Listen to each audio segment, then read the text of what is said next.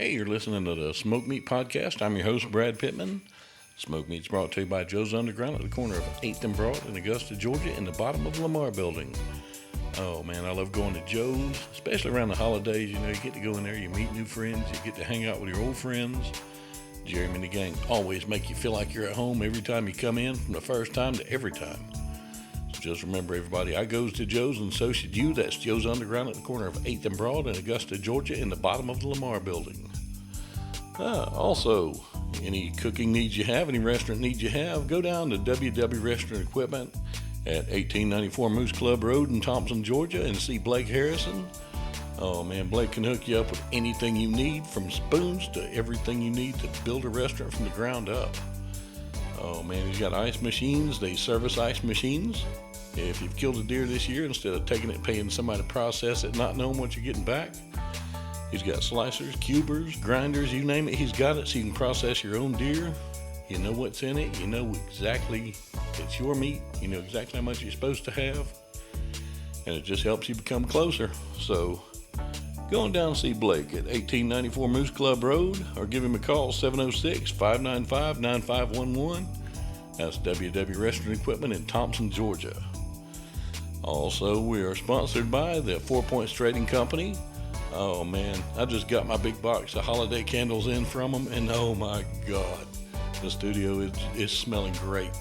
Right now I've got blue spruce and candy cane lit, and oh man, it's just so great. I love these candles. They've got such a great holiday assortment. They've got eggnog, they've got snickerdoodle, you name it, they've got it to make your house smell so good for the holidays. And you can go to their website, 4pointstradingco.com, and put in the promo code smoked meat, and you'll get 10% off your order. So check them out. That's 4 Points Trading Company at 4pointstradingco.com. Today, everybody, my guest is going to be Mr. Gray Robinson. Gray is a former attorney. He's an author now. He helps a lot of lawyers who are suffering from burnout and other problems. And man, we just had a great time talking today. So we're going to go on ahead and get this beast kicked off here on Smoked Meat. So, Gray, how are you doing today, man? I'm doing fantastic. Oh, I'll tell you what, this with 20, it's kind of funny. I think that every psychic in the world should quit right now because none of them predicted 2020. yeah, yeah. I'm with you on that one, man. And if things weren't bad enough, I found out the other day there is a new movie coming out. Do you remember the Sharknado movies? Oh yeah. This one is going to make those look like Citizen Kane. Uh, well, I say that just the cheesiness of it, but I've actually got a friend that's in it, Jan Birch, but it's called Sky Sharks. Okay. I can sum it up in one sentence: zombie Nazis riding flying sharks. Oh, there's a winner. Yeah, Get out the yeah, chicken dinner. man. Oh yeah, I'm ready for this year to be over. I worked Halloween night because I'm a paramedic, and I got up the day after Halloween, and my wife and kids had two Christmas trees up in the house, and every decoration we had. I'm like, it's not even Thanksgiving. And they told me, said, well, we're done with this year. We want it to finish, so we're gonna rush it. So I can dig Well, that. well, I'd like to see the trailer for 2021 before I fully commit to it. Oh Uh, man. I'm sure that for people who are changeophobic, are probably climbing the walls. Hmm. And it's, now that we're all locking down again, uh, it's becoming to be not as funny as it was, a year ago. Yeah. Yeah. Well, it's if this is any indication of 2021, about 3 months ago, I started actually paying attention to the charts on these things. And I was at one point I was in Sweden, Denmark, where else, and Mexico. And to put this in perspective, right now there are actually people learning English from this voice. So there's 2021 for you. Merry Christmas. Well, Siri won't be able to recognize their accent either. Oh man. Oh, it's hilarious. You know how Comcast or the cable companies have the voice activated remote? Mine will not answer my wife at all. And when it does, she could say NCIS and it'll say finding Blues Clues, just something like that. It can't understand her. It's awesome. Well, I've had more than one frustrating conversation with Siri, Hmm. but who does not recognize my North Carolina accent whatsoever. And it's, I know it's because I don't move my lips, but it's just irritating to say the least when you ask a question and they're going, please reframe your question. Yeah. And Oh, it's like, wow, what's wrong with the first way I said it? yeah. Well, what part of North Carolina? I'm gonna guess. Winston-Salem. Okay. Winston-Salem. Yeah. I used to have an aunt that lived in Charlotte. We'd spend summers up there. Go to Carowinds every year when I was a kid. Well, not these days, but Yeah. it's, yeah, that's just down the road from me. Yep. Although I live outside of Portland, Oregon now, which is a whole different conversation. Hmm. But people don't understand me here either. So it's no matter where you go, there you are. Exactly. Well, I tell you, I believe in, to a point, I believe in destiny. And I'm going to go on ahead and tell you, with the name Gray and being from North Carolina, you had no choice from birth but to be a lawyer. You know that. Third generation, third generation trial lawyer. Yep. They named you to be a lawyer Yeah, because that is a traditional Southern lawyer name, Gray. I think it's probably in a novel somewhere, but it's yeah, that's my mother's maiden name, and I have about a dozen cousins, nephews, nieces named Gray, and anytime somebody says Gray at a family party, at least 12 people turn their heads. So Nice. That's what I love about the South, man. Our names, because nearly every female I know, their middle name is either Marie. My wife's is Marie, Lynn, or Elizabeth, one or the other. sure. But Well, well, let's get into the meat of this thing because I know you got a lot of stuff going on, man. And we had talked a little bit, and I looked up a little bit about this program you've done, for helping lawyers with burnout. yeah, I was a trial lawyer for 27 years, and in 2004 had basically went through burnout. At the time I called it a nervous breakdown. I just couldn't face the fact of going into my office and dealing with stuff. Um, so I quit. There weren't any resources, there weren't any self-help books, and there weren't anybody doing radio shows about how to deal with what I was going through. And so I basically quit. You know, the thing is that when you quit from burnout, the only thing that changes is you don't have any income.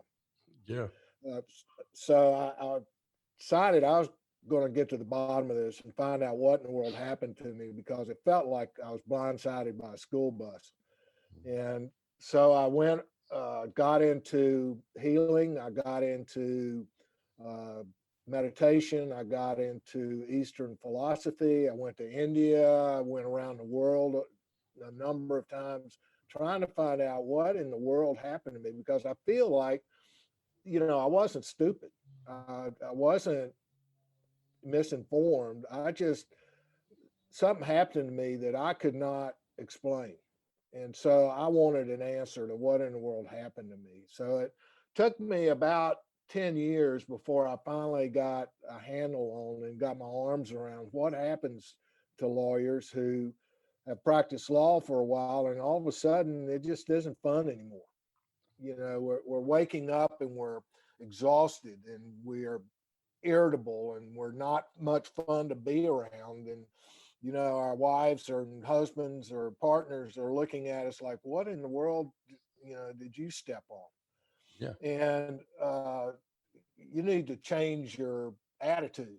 And it's like, if I knew how to change my attitude, I would. I don't enjoy being this way.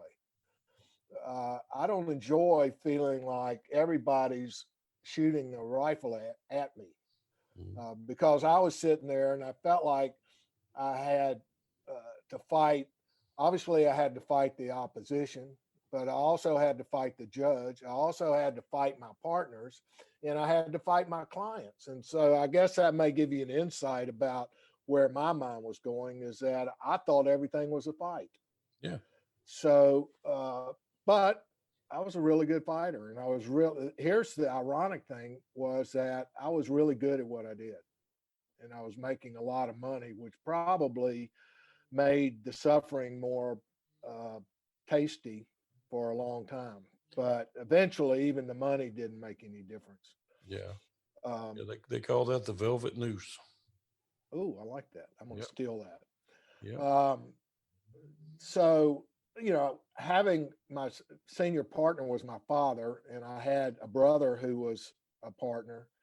Um, I My father was a lawyer. I have two brothers who are lawyers, and my twin brother's a doctor. So you can imagine, Mhm. uh, that's a whole family of super achievers. Yeah. And so when I quit, it was kind of like a planet leaving the solar system. Mhm. Uh, and You're so included. I took a lot of criticism for that, but, you know, white knuckling it and, bucking up just wasn't doing it. Yeah. And I know as an EMT, you understand the concept of secondhand trauma. Yeah. Uh, a lot of lawyers don't know anything about this, but the fact is that when you're in a profession where you're seeing stuff that would curdle milk every day, Mhm. it's like when you see tragedy day in and day out, eventually it's going to hit you. Yeah. And because we don't, unless we're trained, we don't know how to deal with all of that tragedy over a long period of time. It's just like like EMTs, first responders, um, military personnel, frontline people Mhm. that have to witness stuff that is just really tears at your soul. And if you don't have something to deal with that, if you don't have a way to deal with that, eventually it actually impacts your brain. I was before this show, I was watching a webinar by the Hazelton Clinic, which is the Betty Ford Clinic that all the famous celebrities go to when they're addicted and they were trying to sober up. But they were doing a seminar on the science of addiction and the effect that trauma has on our brain. And it is profound. I mean, we don't have lawyers, especially because we don't have any training in this. But when we're witnessing trauma day in and day out, it changes our brain Yeah. to where we make poor decisions, we can't sleep, uh, we're become attracted to self medication to try to stop the pain. And it's emotional pain I'm talking about, but some people actually experience physical pain, headaches. The constant stress on your body makes you sore. Yeah. And a lot of people try to get around that through exercise, but then they become addicted to the exercise. And they're not really dealing with the underlying emotional problems that they're dealing with. And a lot of times, when we see uh, trauma day in and day out, or we hear about trauma day in and day out, we're actually triggering memories that we've had from childhood, or even if we had an idyllic childhood. We grew up or I grew up in the 50s. A lot of lawyers today grew up, 20 years ago. And no matter what decade you grew up in, there were always tragedies you were hearing about. And as the internet came online and as TV got more uh, prevalent, we used to see this stuff more and more and more and more. And so even, you might have had a beautiful childhood with adoring parents and support and no bad experiences, but you still watch TV and you still heard about stuff that happened to your friends. And unless you were psychopath, it probably hurt somewhere in your psyche to learn that that kind of stuff can happen to people, whether it's somebody killed by a drunk driver or somebody committing suicide. I've had two family first cousins commit suicide, and that left a lot of unanswered questions. But I think that for lawyers, especially, I was talking to a psychologist one time who had a theory that there's always a common reason why people go into certain fields. Uh, for example, people that go into the medical field, EMTs and nurses, that sort of thing, experienced some kind of illness in their family or themselves, and they want to heal that. They want to heal people because they went through some kind of a traumatic experience in their, you may not have experienced this, but most part, uh, they knew somebody who uh, had a medical problem, and they wanted to learn how to deal with it and help those people. For lawyers, it's injustices, what they think is unfair. They've experienced something where they felt like the legal system let somebody down, or somebody's was injured and they didn't get justice, or somebody was victimized and they didn't get justice. And so they decided to be a lawyer because they wanted to change that. They wanted to change the world. And most lawyers, believe it or not, start off wanting to help people, wanting to help the world. And so they go to law school and they get all this education and they go to work practicing law, and bam, they hit the wall. And the wall is the business of practicing law, which is far different than the ideals of practicing law, because we want to save the environment, we want to help the helpless, we want to help victims. But then you got to go out and got to get clients, and you got to get money to, because a lot of people are in it for the money. Yeah. And, most people that you meet practicing law, if they're a private lawyer, they're not working for a nonprofit, or they're not in legal aid, or they're, where they're not doing it for the money. And there are lots of people who are paid a lot of money, but that's not the thing. That's not what's driving them. Mm-hmm. But for most lawyers, it's the money that's the motivation, and it's the motivation that gets them out of bed. It's the motivation that gets them to deal with all of the unpleasantness that they have to deal with on a daily basis. So for lawyers who don't make a lot of money and have to deal with all of the BS, it's stressful. It's extremely stressful. Yeah. And especially if your expectations were one thing and reality is another. And, that's where suffering lies, is between expectations and realities. Yeah. So you can see how lawyers can get disillusioned. You can see how lawyers get stressed out, and you can especially see why lawyers quit, because they didn't sign up for that stuff. And whether you're a defense lawyer, I have a couple of clients that represent people who are chronic defendants, and they are just Nobody so breaks the law twice. No. well. When I was practicing law, I kind of gave discounts for people if they broke the law the second time. For repeat business. Mm-hmm. But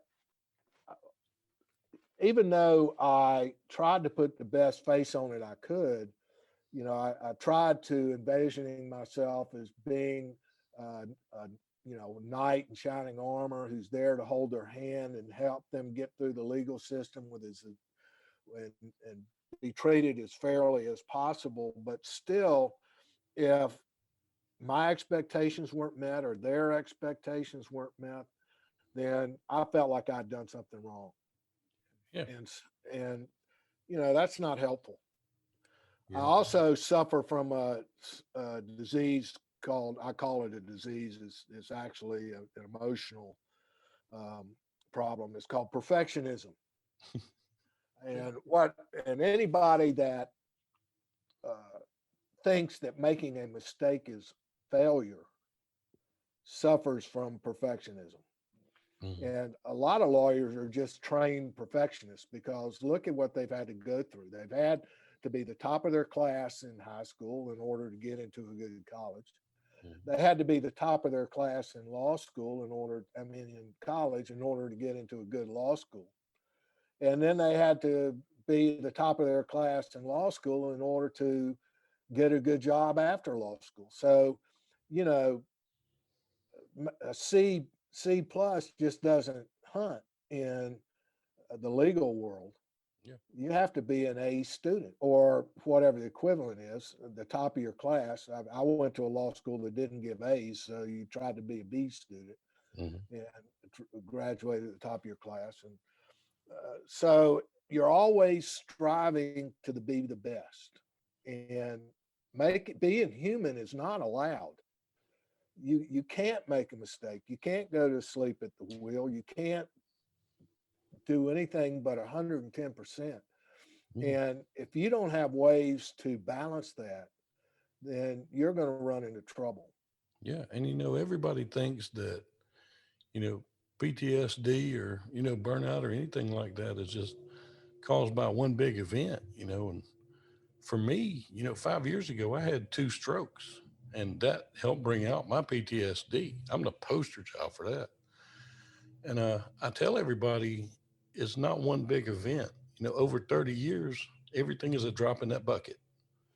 And if you don't know how to empty that bucket, it's going to fill up and it's going to boil over, and it's over then. Wait a minute, I need to write this down. Yeah. I mean, that's a perfect description of what happens to lawyers. I mean, Yeah. there are certain segment of society of lawyers who grew up with an abusive childhood, Hmm. and that has its own problems. Because childhood abuse actually causes addiction, Yeah. and it causes a whole lot of emotional and mental issues that lawyers, they deal with, but they don't understand what's causing the behavior. Hmm. Again, the abuse affects your brain. It affects, I can get into the science of it, but it's really the fact that you lose the ability to be objective. You lose the ability to think clearly. PTSD is a boy. Yeah. I was diagnosed with that a few years ago, and I didn't even know I had it. I just thought that, well, I just panic when I hear loud noises. Hmm. I couldn't understand that was from being yelled at as a child. Yeah. And so, when somebody raised their voice and yelled at me, I didn't realize that I was going back into my childhood and I had done something wrong. Yeah. And so a lot of, people, what I do with this program is I help people connect the dots as to why they act the way they act, they feel the way they feel, and if they're suffering, how to stop that. Yeah. And it's a lot of experience, a lot of psychology, a lot of science, a lot of therapy models, and a lot of research that I did over the years, and it's pretty effective. I'm really happy with the results my clients are getting. And let me just do a quick commercial here. My website is www.lawyerlifeline.net. Um, and you're at the right place when you see me with a life preserver. So, it's lawyerlifeline.net, and I'm available for free chats to see if you need me or whether you uh, just need to take a deep breath. Um, but I guess I need to throw a little levity into this because I know that um, lawyers take themselves very seriously. But I want to tell you a perfect lawyer joke. Oh. I've heard a lot of jokes. Some of them are demeaning for lawyers, and I don't want to, I'm not into that. But this is just something that I just chuckle at every time I think of it. But there's this lawyer who was recently widowed, and after a suitable period of bereavement, he decided to go out on the dating circuit again. And he decided to go on one of these things where you go to a night, to a bar, nightclub, and it's called speed dating, where you get 5 minutes with somebody and then you switch. And so he sits down, and this absolutely beautiful woman sits down, and the guy says, "I know we don't have any time. I just want to say right at the outset that I'm an extremely successful lawyer. I make tons of money, but I'm also an avid golfer.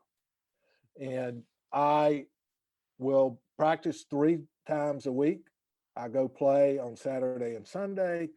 And, just to get this out of the way, because if you can't handle that, then I understand, but, we're not a fit." And so the woman sat there and said, "Well, I appreciate your honesty. I've never heard anybody be so honest before. And that, I want to be the same. And I have to confess to you that I'm a hooker." And the lawyer thought about it for a second. He said, "Well, if you keep your left arm straight, you'll stop that." Nice. Nice. Well, I've got a good one for you, kind of along them lines. Is there was a doctor and a lawyer were playing golf one day, and they got behind. What it was a doctor and a lawyer, and no, I hate when I mess up a joke, but they got behind these guys that were really slow playing, and they guy rolled around on the golf cart just checking on everybody. I said, "Man, what's these guys' story? They're killing us." And so, well, that's 3 firefighters who when the clubhouse caught fire a couple years ago, they went in and they saved a baby, they saved the clubhouse, saved everything, but it messed up their eyes so bad they've actually developed a thing where they can actually play by sound. And the doctor said, "Man, that's amazing." Said, "I've got connections with the greatest ophthalmologists in the world. We can get them fixed, and we can do it pro bono." And the lawyer looked up and said, "Well, if you got that going on, why can't they just play at night and let us go on through?" So, Well, I think the point of both of those stories is lawyers always think it's about us. mm, They focus on their universe, and uh, they can't think outside of that box. And so they have to be focused in order to be successful at their job, but they also lose perspective yeah, on what life is about. And so if anybody's suffering or thinking about quitting their practice of law, please call me first, because you don't have to quit in order. Because like I said, I quit, and the only thing that changed is I didn't have any income. yeah. I was still miserable. Yeah. Um, And it's funny, everybody says, "Well, there's psychologists out there that deal with PTSD and all these other problems." And the thing they don't realize is, like with lawyers and with paramedics, you need to talk to somebody that's been there, somebody that understands what you're doing. And when when I came back from the strokes, I tried to find help for the PTSD, and then there was none specific for paramedics or first responders. If you were a soldier, God bless them, coming back from Afghanistan, all the help in the world. If you were at the Boston bombing, all the help in the world. But somebody where it just builds up, nothing. And I had to deal with a lot of it myself and figure it all out. So I understand exactly where you're coming from. I didn't get to go to India, which I kind of bummed out about because I'm a foodie and I want to try some real Indian food. But people don't understand that, and you being a lawyer, and you can relate on their level, and they're not having to worry about, okay, how am I going to make him understand what's going on, and that just gets the healing and the goodness in a lot faster, and it's a wonderful thing. And I'm happy. well, I think that the difference between what I offer and what most people will find elsewhere is that, number one, I have lived through it, and I understand that not everything about therapy works. I Yeah, mean, there's a lot of stuff with therapy that people don't relate to. And so my point is that people who are therapists who have never been through what they're treating are just reciting what they read in a book somewhere, Yeah. and they don't really understand all of the emotions and all of the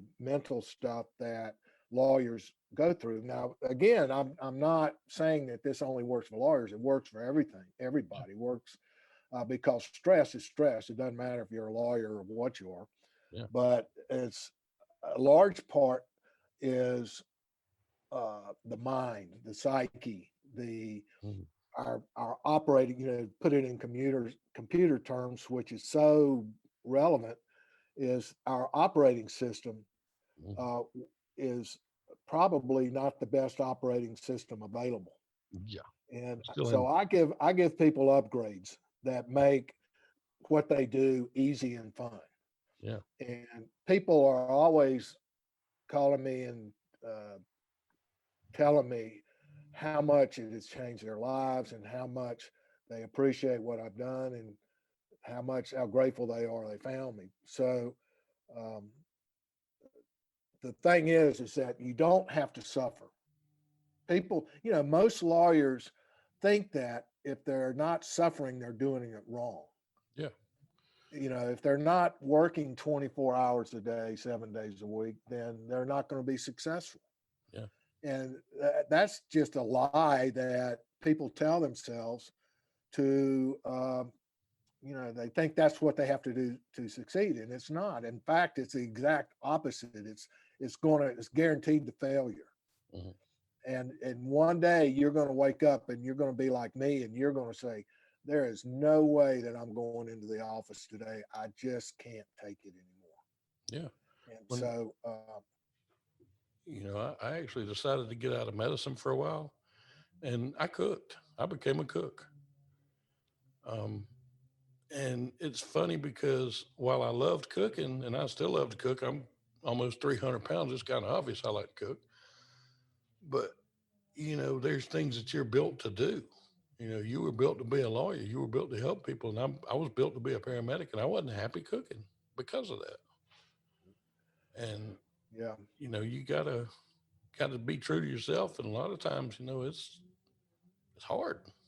Like I say what you love can kill you if you don't manage it right. Well, that's the point I'm trying to make, that most lawyers don't understand that the same thing that makes them a successful lawyer will make them miserable. Yeah, And that you have to be able to change your perspective on the hard stuff. yeah, And and it's not impossible. And, my program is 6 weeks long, but you can do it in 6 days if you want. I don't recommend it.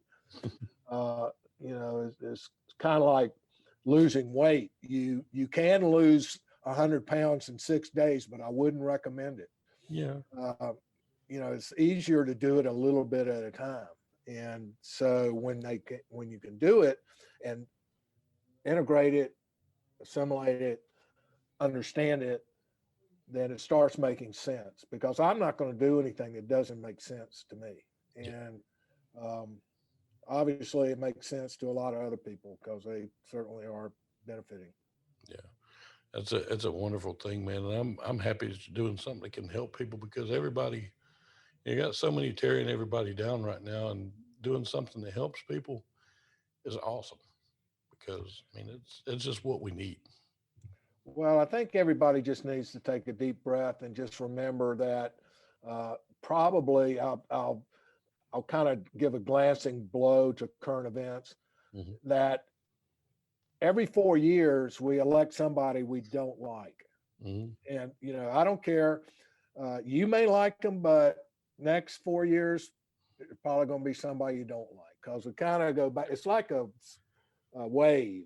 Yeah, And we talk about, we vote for the people. We always vote for the people we like, but then somehow, some way, some son of a gun gets elected and we don't understand why. But at the end of that 4 years, we're still here. We're still kicking. yeah, That's one of the great things about this country is nobody dies because there's a change of power. Yeah.